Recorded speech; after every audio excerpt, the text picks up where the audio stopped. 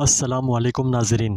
ربیع الاول کے مہینے میں چلتے پھرتے یہ خاص عمل کر لو، آپ کی زندگی بدل جائے گی، آپ کا سویا نصیب جاگ جائے گا، بندشیں ٹوٹ جائیں گی، رزق میں اضافہ ہو جائے گا، زندگی کی پریشانیاں دور ہو جائیں گی، اور اس عمل کی برکت سے آپ کو دین و دنیا میں کامیابی ملے گی اور آپ کامیاب ہو جاؤ گے۔ پیارے ناظرین، یہ ویڈیو عام ویڈیوز کی طرح کوئی عام اور معمولی ویڈیو نہیں ہے، بلکہ یہ ایک ایسی ویڈیو ہے جو اپنے دیکھنے والوں کو اپنی زندگی میں خیر و برکات پیدا کرنے کے لیے ایک ایسی روحانی کنجی عطا کرے گی جس کے ذریعے ہر اس ویڈیو کا دیکھنے والا اپنی زندگی میں بہت ساری خیر و برکات پیدا کر سکتا ہے۔ یہ بہت قیمتی ویڈیو ہے، اس لیے اسے دھیان سے اور پوری توجہ سے دیکھیے گا، ٹھیک ہے؟ ایسی ویڈیوز بار بار دیکھنے کو نہیں ملتی ہیں، اس لیے جہاں تک ہو سکے اس ویڈیو سے فائدہ اٹھا لو۔ پیارے ناظرین، اسلامی مہینے کا تیسرا مہینہ یعنی ربیع الاول کے مہینے کی فضیلت بہت زیادہ ہے۔ دوسرے خاص مقدس اور متبرک مہینوں میں ایک مہینہ ماہ ربیع الاول بھی شمار ہوتا ہے۔ عام مہینوں کی بنسبت ربیع الاول کا مہینہ ایک مقدس اور بابرکت مہینہ ہے۔ یہ مہینہ ہم تمام مسلمانوں کے لیے ایک بہت ہی خاص مہینہ ہے، کیونکہ اسی مبارک مہینے میں سرور کونین فخر الرسل صلی اللہ علیہ وسلم کی پیدائش مبارکہ ہوئی۔ ربیع الاول ہی وہ مبارک مہینہ ہے جس میں اللہ سبحانہ و تعالیٰ نے اپنے آخری رسول حضرت محمد صلی اللہ علیہ وسلم کو تمام جہانوں کے لیے رحمت بنا کر بھیجا۔ نبی آخر الزماں حضرت محمد صلی اللہ علیہ وسلم کی پیدائش مبارکہ ربیع الاول کے مہینے میں سوموار کے دن مکہ المکرمہ میں ہوئی۔ اگرچہ صحیح تاریخ کے بارے میں مختلف آراء ہیں، کچھ کا کہنا ہے کہ آپ 12 ربیع الاول کو پیدا ہوئے، جبکہ کچھ کا کہنا ہے کہ آپ صلی اللہ علیہ وسلم 8 ربیع الاول سے 17 ربیع الاول کے درمیان پیدا ہوئے۔ تاہم جو چیز تاریخ سے زیادہ اہمیت رکھتی ہے وہ آپ کی پیدائش اور عظیم مشن کی اہمیت ہے۔ رسول اللہ صلی اللہ علیہ وسلم اللہ سبحانہ و تعالیٰ کے سب سے زیادہ محبوب ہیں۔ آپ سے زیادہ محبوب اللہ کو کوئی نہیں۔ یہ بات میں اپنی طرف سے نہیں کہہ رہا، اسے یوں سمجھیے، حضرت عمر بن خطاب رضی اللہ عنہ سے روایت ہے کہ رسول اللہ صلی اللہ علیہ وسلم نے ارشاد فرمایا کہ جب حضرت آدم علیہ السلام سے خطا کا ارتکاب ہو گیا، یعنی ایک غلطی سرزد ہو گئی، تو انہوں نے جناب باری تعالیٰ میں عرض کیا کہ اے میرے پروردگار، میں آپ سے محمد صلی اللہ علیہ وسلم کے واسطے سے درخواست کرتا ہوں کہ میری مغفرت کر دیجئے۔ سو حق تعالیٰ نے ارشاد فرمایا کہ اے آدم، تم نے محمد صلی اللہ علیہ وسلم کو کیسے پہچانا، حالانکہ ابھی تو ہم نے ان کو پیدا بھی نہیں کیا۔ عرض کیا کہ اے میرے رب، میں نے اس طرح پہچانا کہ جب آپ نے مجھ کو اپنے ہاتھوں سے پیدا کیا اور روح میرے اندر پھونکی تو میں نے سر جو اپنا اٹھایا تو عرش کے ستونوں پر لکھا ہوا دیکھا، لا الہ الا اللہ محمد الرسول اللہ۔ سو میں سمجھ گیا کہ آپ نے اپنے نام کے ساتھ ایسے ہی شخص کے نام کو ملایا ہوگا جو آپ کے نزدیک تمام مخلوقات میں سب سے زیادہ پیارا ہوگا۔ حق تعالیٰ نے فرمایا، اے آدم، تم نے سچ کہا، واقعی میں وہ میرے نزدیک تمام مخلوقات میں سب سے زیادہ پیارے ہیں، اور جب تم نے ان کے واسطے سے دعا کی درخواست کی ہے تو میں نے تمہاری مغفرت کر دی ہے، اور اگر محمد صلی اللہ علیہ وسلم نہ ہوتے تو میں تم کو بھی پیدا نہ کرتا۔ عبد الرزاق نے اپنی سند کے ساتھ حضرت جابر بن عبداللہ انصاری سے روایت کیا ہے کہ میں نے عرض کیا، میرے ماں باپ آپ پر فدا ہوں، مجھے بتلائیے کہ سب اشیاء سے پہلے اللہ نے کون سی چیز پیدا کی؟ آپ نے فرمایا، اے جابر، اللہ نے تمام اشیاء سے پہلے تیرے نبی کا نور اپنے نور سے، یعنی اپنے نور کے فیض سے پیدا کیا۔ پھر وہ نور قدرت الہیہ سے جہاں اللہ کو منظور ہوا سیر کرتا رہا، اور اس وقت نہ لوح تھی اور نہ بہشت تھی اور نہ دوزخ تھی اور نہ فرشتہ تھا اور نہ آسمان تھا اور نہ زمین تھی اور نہ سورج تھا اور نہ چاند تھا اور نہ جن تھا اور نہ انسان تھا۔ پھر جب اللہ تعالیٰ نے اور مخلوق کو پیدا کرنا چاہا تو اس نور کے 4 حصے کیے، اور ایک حصے سے قلم پیدا کیا اور دوسرے سے لوح اور تیسرے سے عرش۔ یہ ایک طویل حدیث ہے۔ اس حدیث سے نور محمدی کا اول الخلق یعنی سب سے پہلے پیدا ہونا ثابت ہوا۔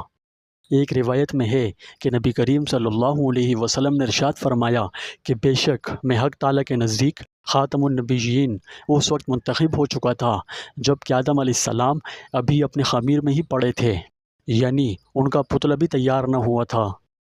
حضرت انس رضی اللہ عنہ سے روایت ہے کہ رسول اللہ صلی اللہ علیہ وسلم نے ارشاد فرمایا کہ تم میں کوئی شخص پورا ایماندار نہیں ہو سکتا جب تک کہ میرے ساتھ اتنی محبت نہ رکھے کہ اپنے والد سے بھی زیادہ اور اپنی اولاد سے بھی زیادہ اور سب آدمیوں سے بھی زیادہ۔ رسول اللہ صلی اللہ علیہ وسلم نے فرمایا کہ مجھ سے محبت رکھو اس لیے کہ اللہ کو مجھ سے محبت ہے۔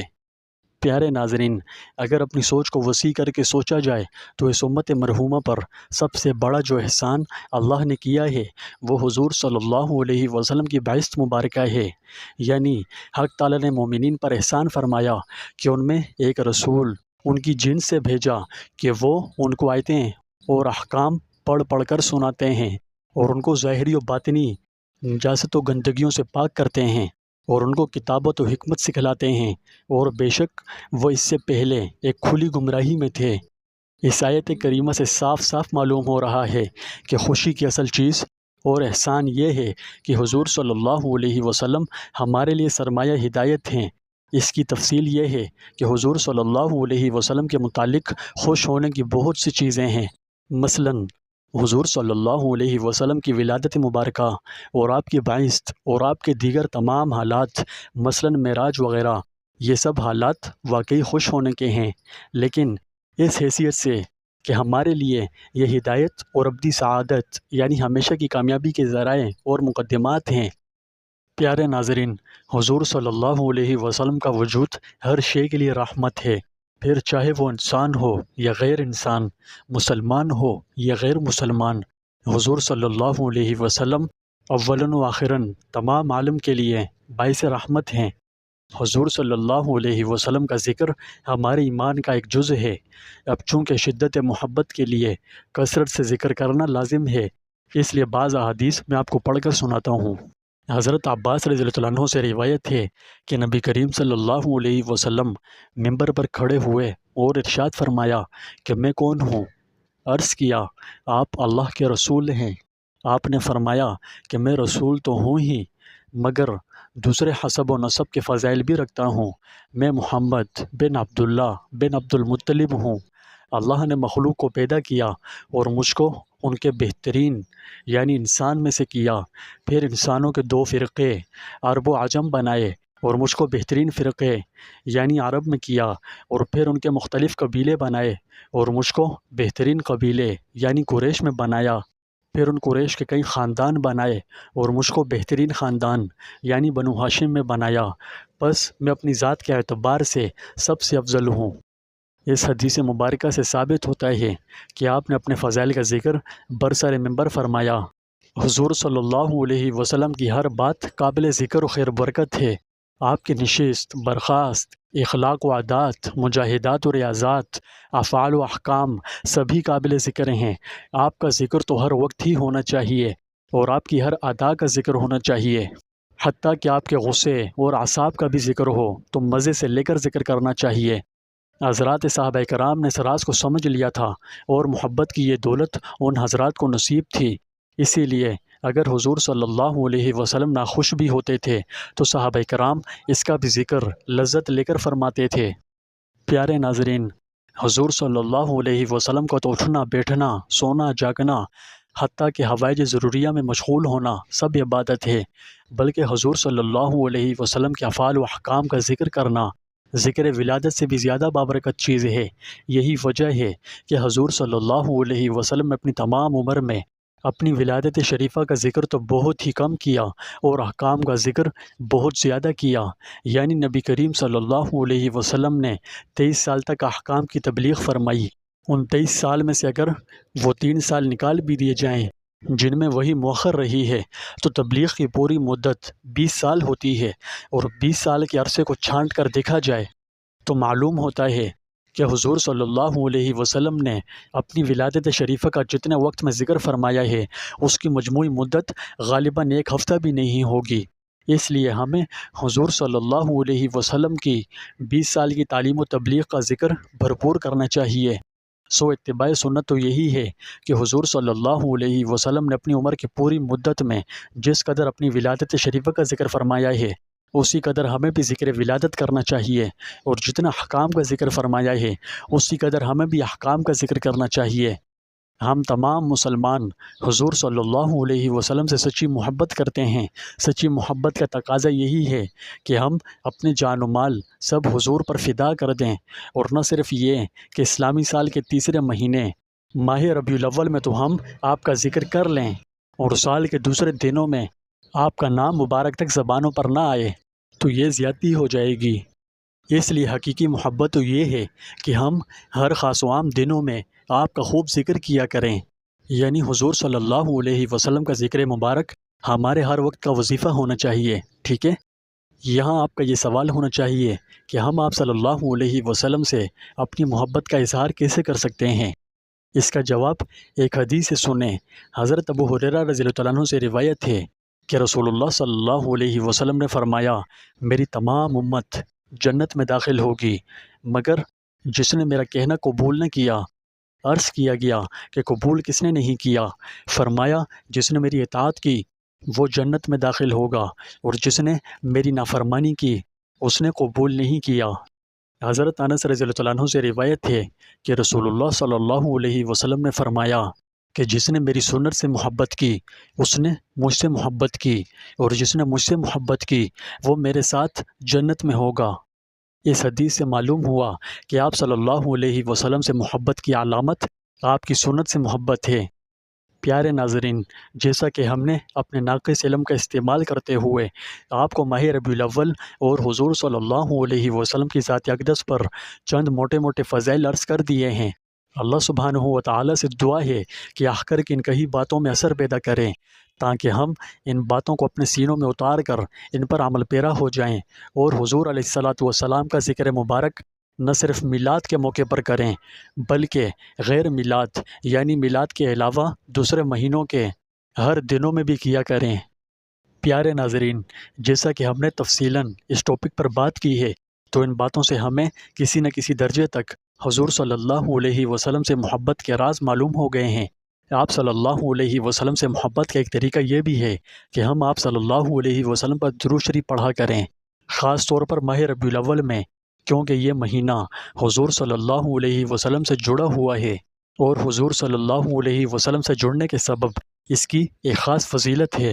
تو اس لیے اس مبارک مہینے میں اگر کوئی انسان یہ خاص روحانی عمل کر لے تو اس کی زندگی میں اس عمل کی برکت سے اللہ رب العزت بہت سی خیر و برکات پیدا فرما دیتا ہے۔ یہ روحانی عمل درود شریف کا ہے۔ درود شریف پر ہم نے بہت ہی تفصیلاً ویڈیوز بنائی ہیں جنہیں آپ لوگوں نے بہت سراہا ہے اور اسے بہت پسند کیا ہے۔ اس سے معلوم ہوتا ہے کہ آپ حضور صلی اللہ علیہ وسلم سے محبت رکھتے ہیں۔ لیکن ایسے لوگ جنہوں نے میری درود شریف پر ویڈیوز نہیں دیکھی ہیں اور اب دیکھنا چاہتے ہیں تو ہم ان کے لیے نیچے ڈسکرپشن میں اس کا لنک دے دیں گے، آپ اس لنک پر جا کر میری درود شریف پر تفصیلاً ویڈیوز دیکھ سکتے ہیں۔ جیسا کہ ہم نے درود شریف پر تفصیلاً ویڈیوز بنا رکھی ہیں، اس لیے یہاں درود شریف کے فضائل نہیں بیان کیے جائیں گے۔ فضائل کے لیے آپ کو ان ویڈیوز پر جانا ہوگا، ٹھیک ہے؟ پیارے ناظرین، ماہ ربیع الاول کا یہ روحانی عمل کرنے سے آپ کی زندگی بدل جائے گی اور آسانیاں پیدا ہو جائیں گی۔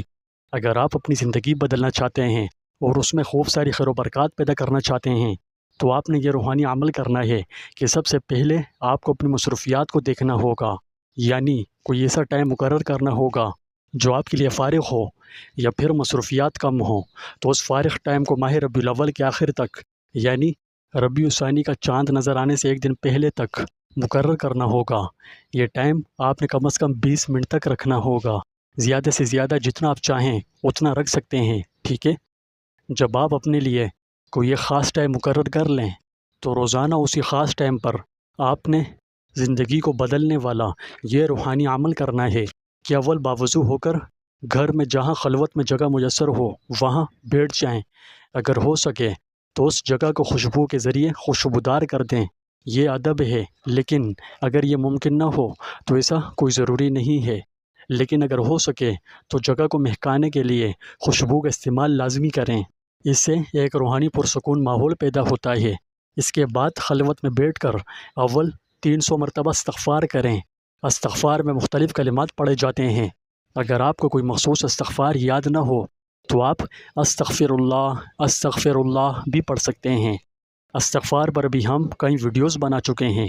اگر آپ اس کے مخصوص فضائل و برکات اور زبردست کرشماتی و معجزاتی فوائد کے بارے میں جاننا چاہتے ہیں تو ان ویڈیوز کا لنک بھی ہم نیچے ڈسکرپشن میں دے دیں گے، اس پر جا کر آپ استغفار کے خصوصی فضائل و برکات جان سکتے ہیں، ٹھیک ہے؟ جب آپ 300 دفعہ استغفار کر لیں تو اس کے بعد درود ابراہیمی کم از کم 20 منٹ تک پڑھنا ہے۔ پڑھنے کا حساب شمار کرنے کے لیے آپ ہاتھ میں تسبیح اور ٹائم نوٹ کرنے کے لیے اسٹاپ واچ کا استعمال کر سکتے ہیں، لیکن اس میں احتیاط کیجیے گا، یعنی اسٹاپ واچ کو بار بار نہیں دیکھنا ہے۔ ٹائم اگر اوپر بھی ہو جائے تو کوئی دقت نہیں۔ اس تمام 20 منٹ کے ٹائمر کے دوران آپ نے اپنا دھیان اس کراماتی روحانی وظیفے پر مرکوز کر کے رکھنا ہے، ٹھیک ہے؟ جب یہ عمل کر لیں تو اس کے بعد آپ اپنے کام کاج میں مشغول ہو سکتے ہیں۔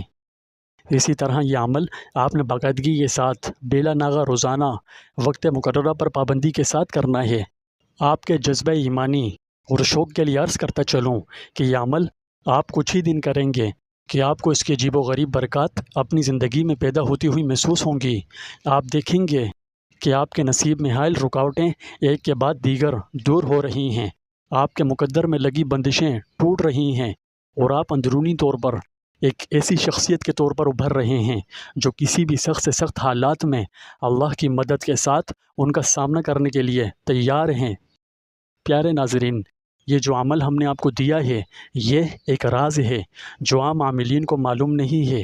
یہ ایک خاص عمل ہے جس کی توفیق کسی کسی کو ہی مل پاتی ہے، اور جس خوش نصیب کو اس عمل کی توفیق مل جاتی ہے اس کی زندگی بدل جاتی ہے۔